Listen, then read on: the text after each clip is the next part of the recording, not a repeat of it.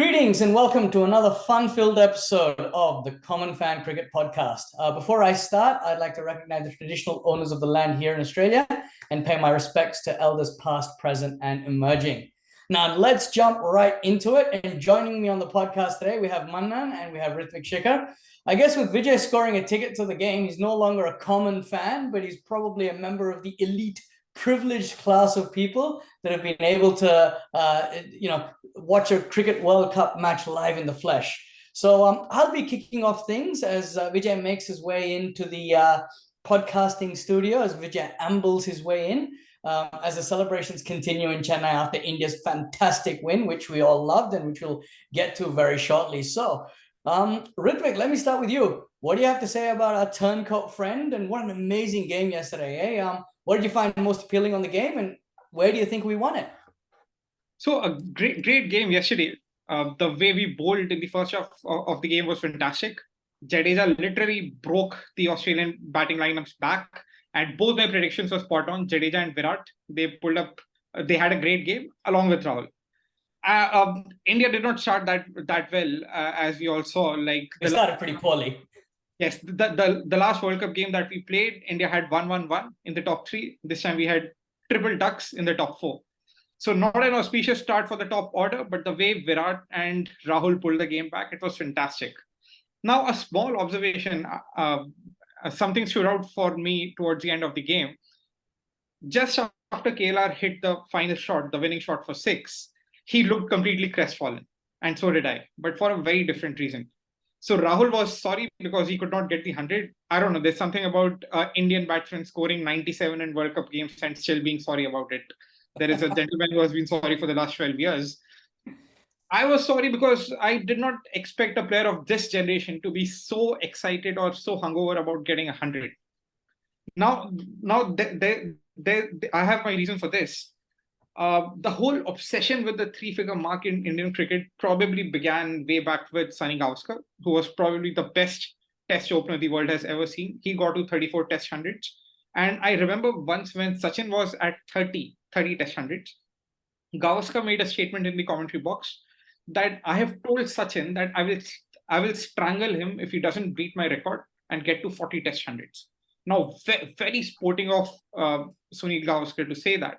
But then the whole idea of being so obsessed with the three-figure mark does not appeal so much to me.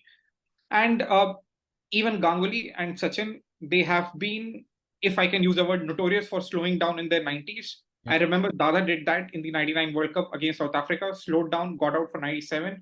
We lost the match in the penultimate over. And Boycott made a statement that I will never have Ganguly in my team just because of this reason. Sachin had this whole infamous incident of being sorry and ranting when Dravid declared with him at 194. Sachin's 100th was probably the ugliest of them all. We lost the Asia Cup final against Bangladesh.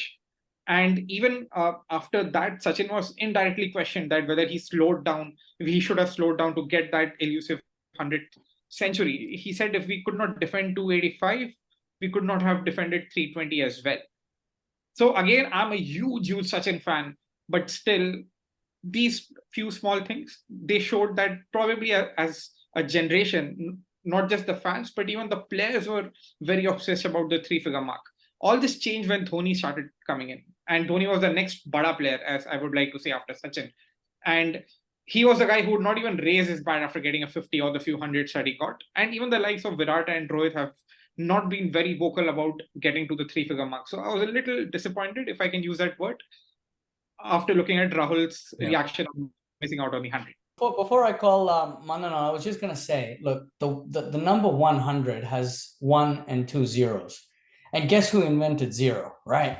So surely that it's part of our culture to want that number. It's part of our ingrained fabric. Now, anyway, so Manan, welcome back to the podcast. I guess our viewers and listeners have one major question.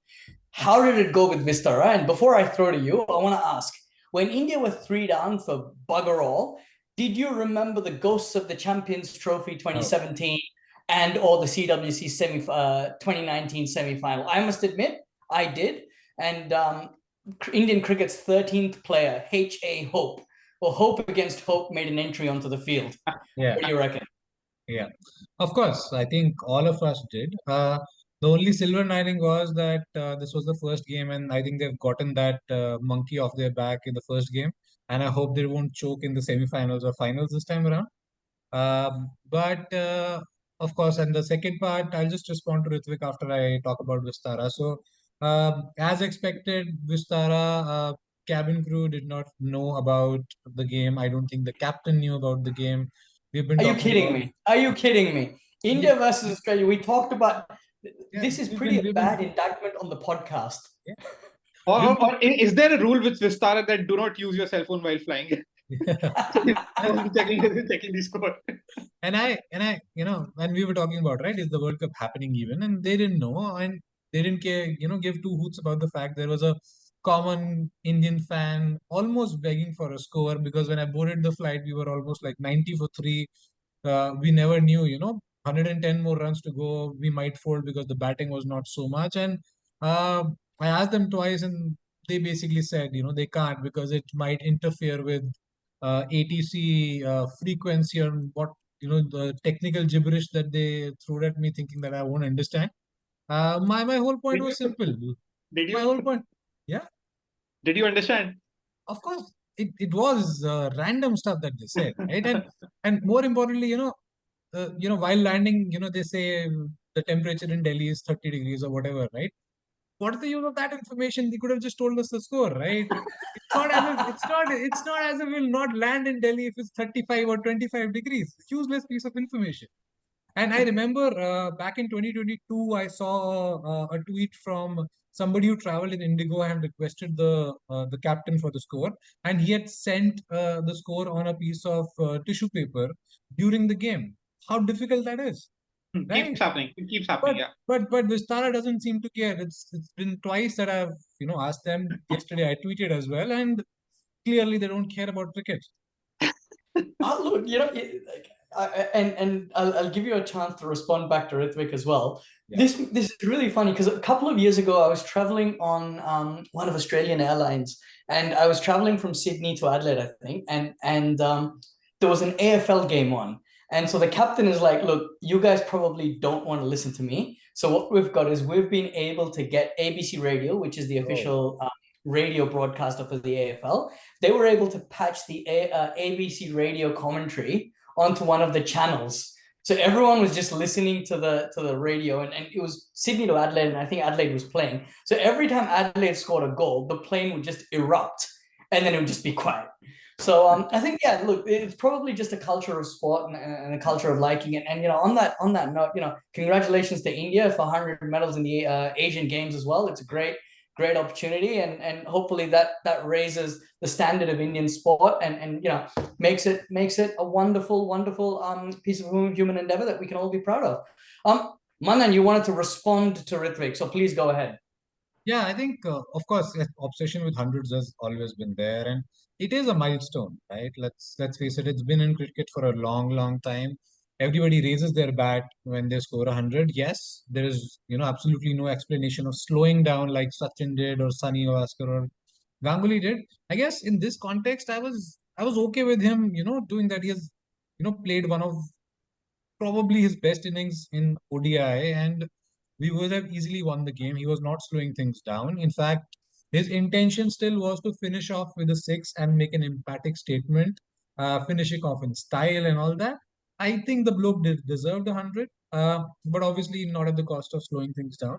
I not at the cost of like what Sachin did, even for his 100, as you said. But in this case, maybe it was justified. And to be honest, if it is not 100, maybe 3 years later, one of the stats fanatic like you on a podcast would say Rahul hasn't scored many hundreds in the past 3 years. Oh, I would not. I would not. You can look at Shreyas Iyer and all that, right? So yeah, but yeah. So See, the actually, only thing I stopping can. So I can still understand the disappointment. It's very human to be disappointed for missing out on 100 just by 3 runs. But he looked crestfallen. He was down on his knees, and I thought, is there something else? Have we lost the match? Have I not been tracking the score properly? He was aghast. He was like, what? Maybe Rahul, maybe it's Rahul, right?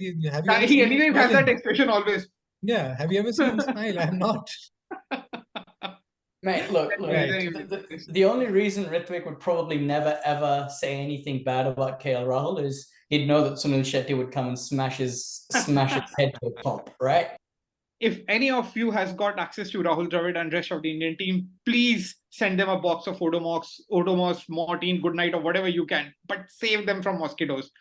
An on-field injury is fine, but being bitten by mosquitoes and not playing the India-Australia game, that's something else. Well, the update now is that he's not traveling with the team to Delhi. So he's out of the India-Afghanistan game as well. So we wish him all the very best. I'm really keen to see him play. Manan, on that note, have you got Odomos 1? And 2, what do you reckon was the moment that mattered to the Indian-Australian game? I think, of course, apart from that Smith's dismissal sort of turns things around, it was the drop catch of Virat. 20 for 4, there was no coming back. And I think and then the concern was larger. Our combination itself, right? Either we have to be a bowler shot or a batsman shot. Because after Virat, going down, it's Hardik Pandya who is good but not consistent. Then you've got Jaddu, then you've got Ashwin, right? And if you take one of them out, then bowling becomes a problem because yesterday you saw. So yeah, I wanted to tell you something about what happened with the cricket here in Australia as well. So it was pretty interesting here in Australia. A friend of this podcast, actually my father, Prasad Kovalam, so not as much of a friend of a podcast, but more of a subscriber under duress, earlier called in today and told me that Channel 9, the erstwhile home of cricket broadcasting in Australia and Richie Benaud's fiefdom, ran captions saying, Australia wanting to beat India in their own backyard. And I'm like, if you want to do that, you certainly won't do that by playing a middling spinner, getting bamboozled by the host's spin trio, and then proverbially shitting your pants during the one chance that you get of probably one of the greatest batters of this generation. You're not gonna do that.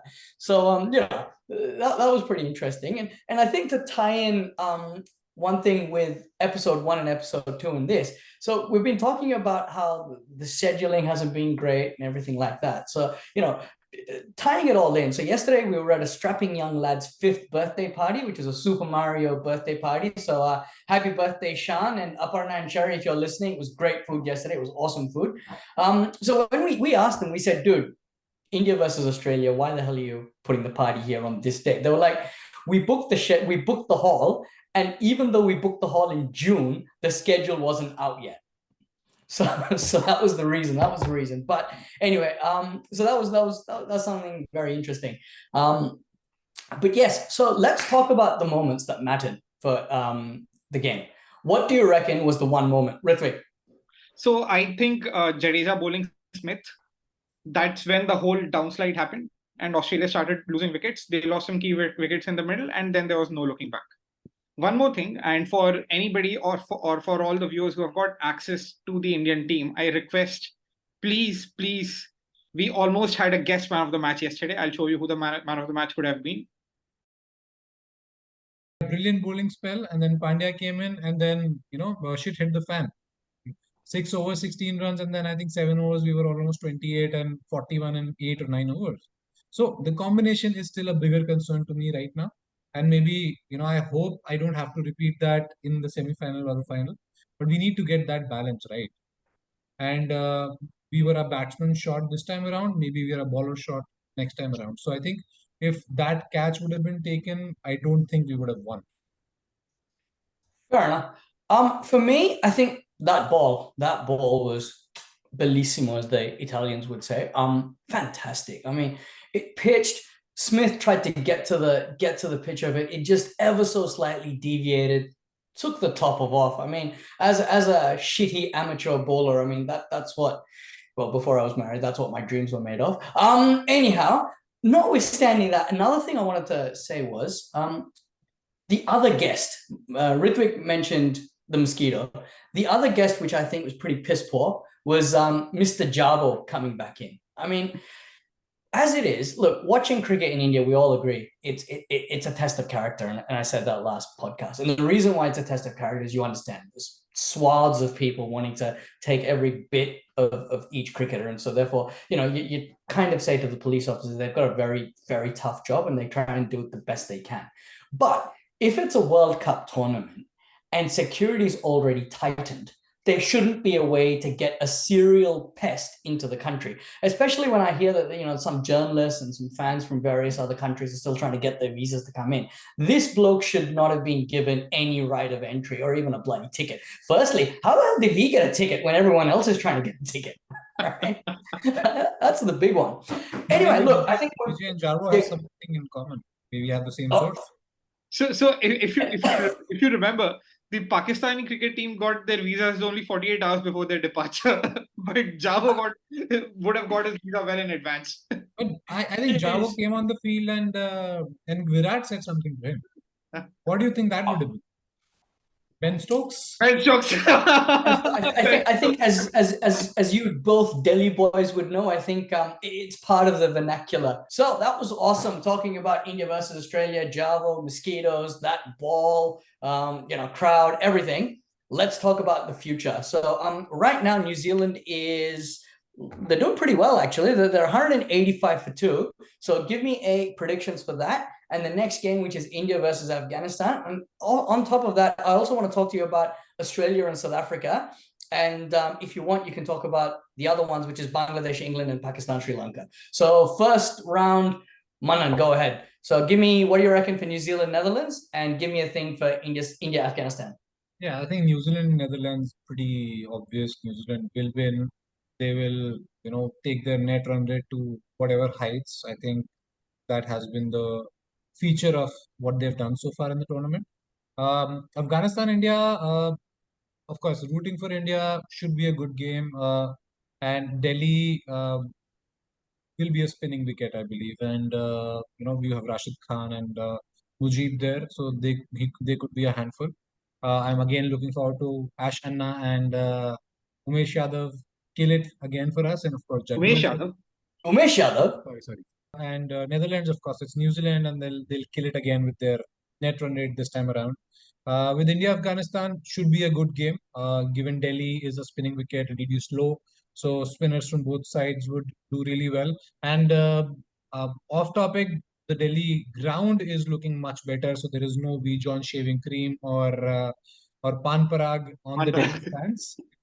So that would be making a good viewing while watching. So of course, India all the way.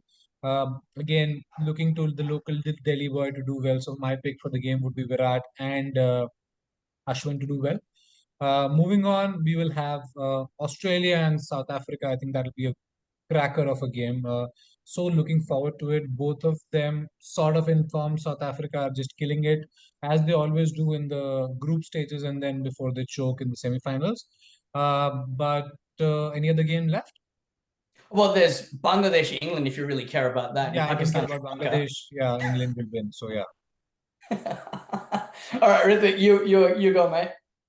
So Netherlands and New Zealand, pretty one-sided. New Zealand should win it hands down. And one interesting fact there, the Netherlands bowler who picked up the first wicket, Brandy Murphy, had been playing for South Africa till very recently.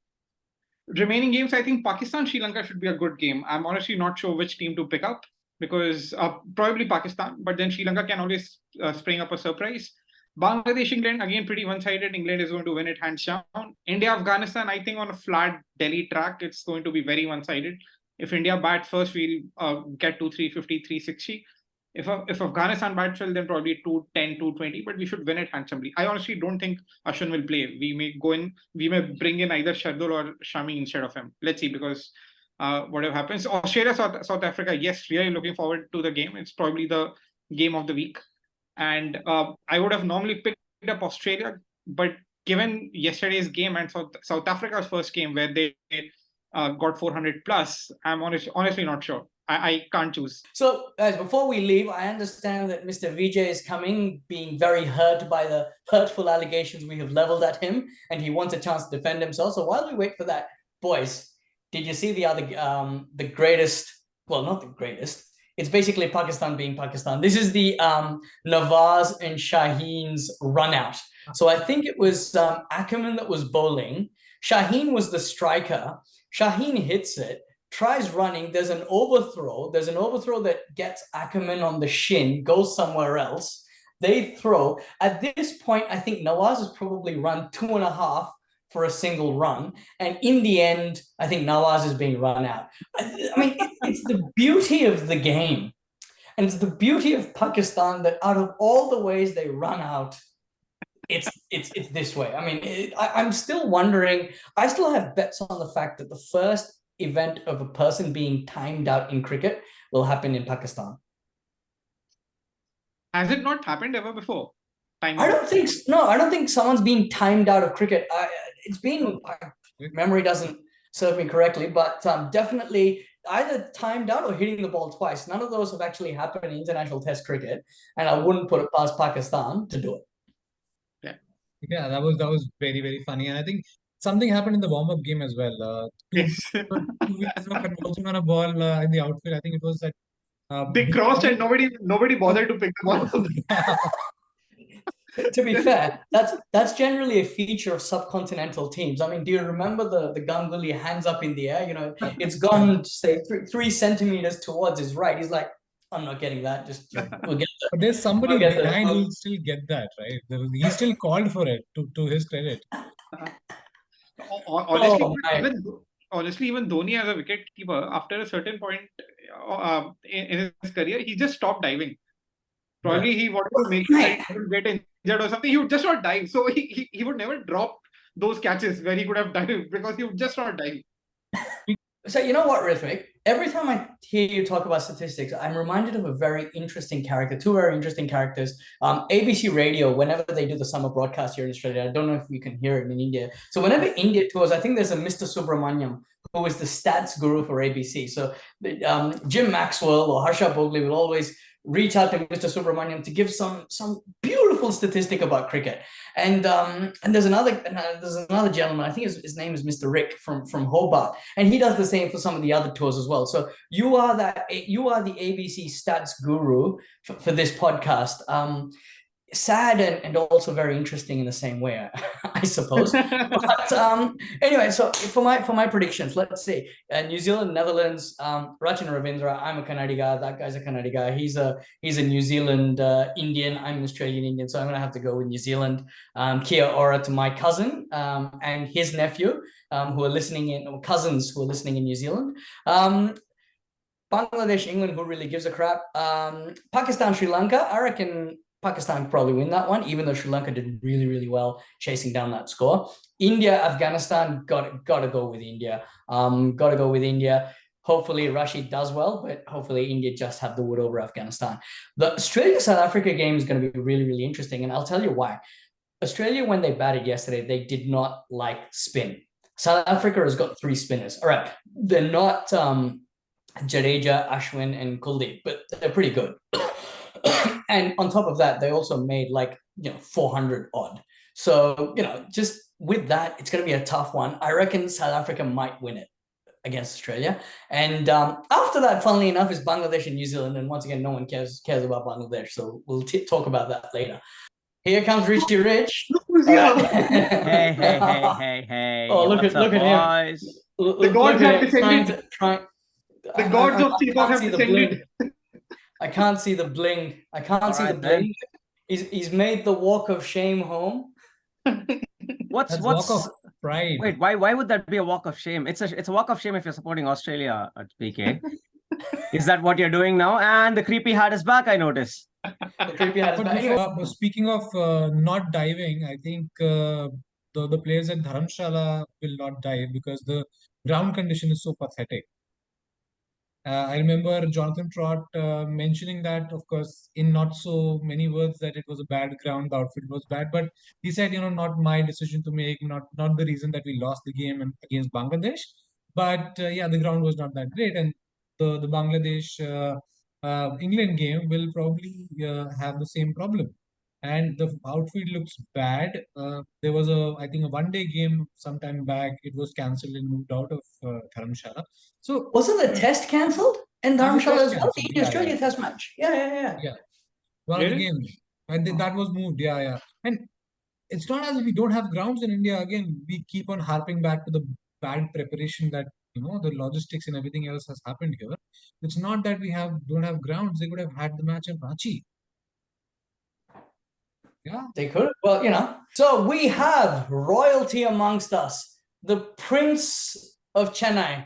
Mylapore, isn't it, Vijay? The Prince of Mylapore returns on his successful trip from the Chepauk Stadium or the MA Chidambaram Stadium. So Vijay, before we pass judgment on whether or not you're a common fan, what do you have to say to yourself in defense, son? Hello, everyone. And it's a pleasure to be on this podcast, of course, as always. Look, I did go to Chepauk. I'm not from Mylapore. So as usual, PK and his stats are way off the mark. Much like Australia's performance yesterday, which I am quite happy about. So, look, I know I was the one lamenting about the fact that you do need to know someone, and as a common fan, there is no way of getting tickets to go to the Chennai game. What I did not realize is that, everybody in Chennai needs to know someone, but Chennai is such a small city that everybody eventually ends up knowing someone who knows someone. The other thing is, I don't know about you guys, but I have friends. So, one such friend called me up at like 12:30 noon on the game day, and I was in my let's just say I was not appropriately dressed at home, and just like figuring out what to do with my Sunday. And suddenly this guy goes, "Hey, do you want to come to the match? There's a ticket." And principled me was like, "Are you selling at cost or are you gonna charge me a bomb for it?" And he's like, "Mate, it's free." So guess who immediately dressed up, took a two-wheeler, went, met the friend, got the ticket, and then finished a couple of chores. And as usual, I was like, if you know me, you know that I'm always late to things. So I did miss the first about 6 balls. I missed the first wicket, actually. So I guess I missed the first 2 overs of the game. But after that, it was really, really good. And, it was an amazing experience. Chepauk's, of course, a gorgeous ground. It's right next to the beach. And, India delivered. It was a bit shaky. And so I have to tell you guys this as well. I have a record wherein any game that I've watched India play in India, India's ended up winning. So this is a record that I was really hoping, wouldn't be broken yesterday. And from the start of the Indian innings, it did look like, all good things must come to an end. But thankfully, SKR or SKM Catering's sambar rice was not the only thing that I ate yesterday at the game. I also ate my words about KL Rahul. I did not have a lot of pleasant words for him in the past, but he delivered in a clutch game, as did, of course, King Kohli. So I'm so happy about that. The only thing I want to point out about Chennai, the odd quirky experience was there was this hilarious moment. We had an MC and a DJ, and clearly the DJ seemed to have connected his laptop and he was playing songs from it. I don't know if he had a Spotify subscription or not, but the bloke kept getting WhatsApp messages, and you could hear the tudum go off throughout the game, like it was echoing in the stadium. Probably his girlfriend telling him to turn off WhatsApp. Possibly, but clearly he was not paying attention. So those messages kept coming. And the MC, poor guy, I mean, he was trying to, ref the crowd up. And I don't know if he was from Chennai. He sounded like one of those dubbed Hindi ads in Tamil, where it's clearly some dude sitting in Bombay or Delhi who is probably Tamil but has never grown up around Tamil-speaking people. So he was like making a really hard attempt to like connect to the crowd. And he also didn't seem to have a clue about cricket. So like, the two things that you need to have in Chennai, because Chennai is, as you know, a knowledgeable cricket crowd, and we are very passionate about the Tamil language. So he was kind of off the mark in both those things, the MC. And so there was this one point where he said, India is like 5 for 3. And the guy starts a sing song. He's like, "I'm going to say we want, and you have to say 6, sir." And most of the crowd's like, "No, I don't think that's what we want. We want stability." I guess he's a great person to be applied for a BCCI role. Maybe he should, because, the joke writes itself. So The other funny part with that MC was when he shouted when Siraj was bowling and the MC was like, "Okay, I'm gonna say Mia, and you guys have to say something like I'm guessing like Mia Bhai or something." And a bunch of the crowd shouted Khalifa. Oh It god. wasn't it wasn't anybody else. It would have been you, right? But I reckon it was only him. I reckon it was him. I'm not gonna say I did not join. Anyway, Vijay, looks like you had an amazing time. I And did. I did. watching cricket live in the flesh is always amazing to do it. Really hope that Ritvik and Manan get to the ground on Wednesday to watch India v Afghanistan. Doesn't look like it. But what are your predictions, mate? India versus Afghanistan. What do you reckon is going to happen? Of course, India's gonna win it. It might be a close game, but I think we've got the depth, we've got the breadth, we've got whatever it takes. We've got all the dimensions covered, so we're gonna win this game. Rohit Sharma. we have three-dimensional players. Hey, we don't fat shame on this show. We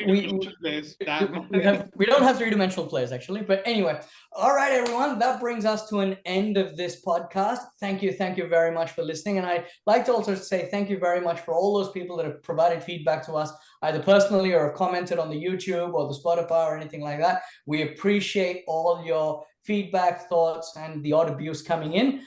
Thank you so much. Keep them coming, keep them listening, and do not miss our show next week, because as Ritvik said, this is going to be the biggest game of the World Cup. I cannot stress it enough. I cannot be more excited. India versus Pakistan. This is what cricket's all about. Please do join in and have a great day wherever you are. Thank you. Bye.